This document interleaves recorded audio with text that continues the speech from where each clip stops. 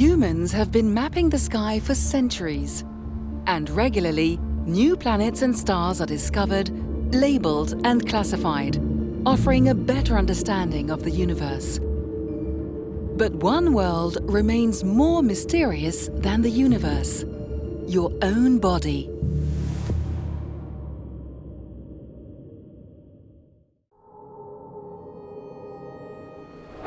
Let's take a deep dive under your skin, at the cellular level. Thousands of billions of cells compose your body. But what kind of cells exactly? How do they interact with each other? Around the world, scientists have started an incredible venture. It's actually them. Mapping your body in order to deliver the first atlas of the human cells. The European Hugodeca project aims to map the cells that are present in the developing embryonic gonads, testes and ovaries, the cells that make us a boy or a girl. This sex differentiation process starts around 7 weeks of age in the embryo. Where? How many? When? How can scientists isolate cells, name them and tag them in the jungle of our human body? It would be like trying to spot a vegetable in this beautiful Archimboldo painting, but at the beginning, nothing is visible. Antoine Roland is a researcher in Rennes. He uses a very special technique to identify the different cells present in the testes and ovaries. He's looking for RNAs, those small molecules present in every cell that make a link between DNA and proteins. We first start from entire fetal gonads and we dissociate them with enzymes to separate all the cells from each other. And then we use specific instruments that will put each cells in a small droplets. Inside these droplets, the cell will be open, the RNA will then be accessible, and we will be able to flag them and study them afterwards. By comparing the RNAs, Antoine can reveal, identify and classify the different cell types present in the developing gonads. Immune cells, red blood cells, vessels, germ cells, Sertoli cells, they are all there. But that technique also leads to new discoveries. We can identify all the genes that are expressed in these cell types, and that's not necessarily known.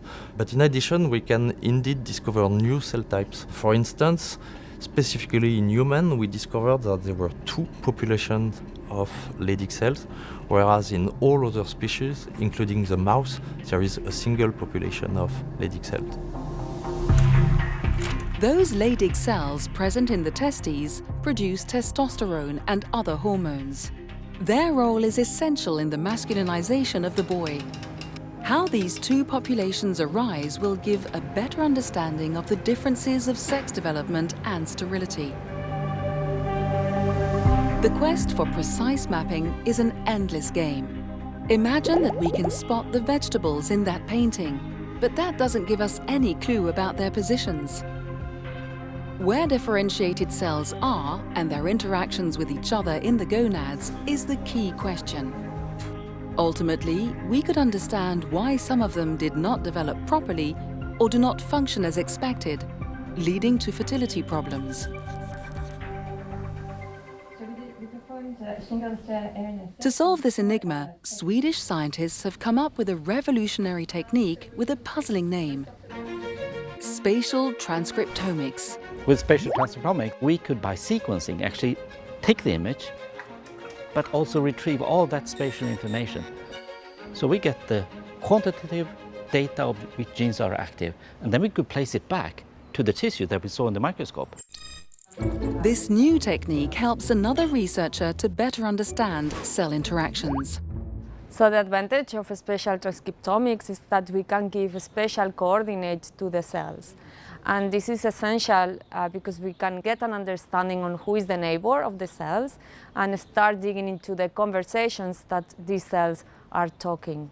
So what we want to understand is how the environment is shaping the identity of the gametes And the reason this is important is because the gametes will have all the genetic information that will be transmitted to the offspring. So we want to understand how they acquire their identity in relationship to other cells. Yet, what if scientists could map further? How are the cells arranged at a spatial level? What is their environment? Wouldn't it be great to see how the vegetables are organized in 3D? This man playing with a VR headset is actually exploring a 7-week-old embryo in 3 dimensions. If I enter the embryo, we can go all the way to the testis. So the 2 white areas that you see here on both sides that have like a bit of the shape of an olive, they are the developing testis. Alain Hugodeca is an INSERM researcher in Paris. He is an expert in this 3D imaging technique. To obtain such results, Alain and his team use different fluorescent antibodies, able to recognize proteins that are specific of certain cell types. Once the antibodies are bound, he can make the embryos almost completely transparent to light. A laser inside a microscope will scan section by section this transparent embryo, revealing the position of the fluorescent cells.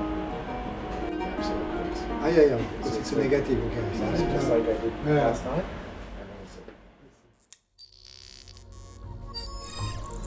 So here now we're in a testis. You can see 3 cell types at a time. So 3 antibodies, 3 proteins. The Sertoli cells, the interstitial cells, and the last cell type is the germ cell. We are able, using a software, to tell you how many cells of this particular cell type you have in the developing testis. So if you don't have the 3D, it would be almost impossible to count. This pioneering technology developed in the Hugodeca project sounds very promising. We can explore all sorts of cells and organs, a unique sense of what we're made of and how our human body is working. We will reach most of the objectives that we had. In terms of single cell analysis, there will be data sets available to the community where they can have access to the transcriptomic analysis, single cell analysis of all the developing human gonad cells. This resource will be unique, no one else has done it, and it will be something that will be very useful for the community. Understanding how we become male or female, creating new exploratory techniques that may become tomorrow's new DNA sequencing machine. The first one is 18, I think. The Hugodeca team pushed back the frontiers of knowledge, making our body a little bit less mysterious in our deep universe.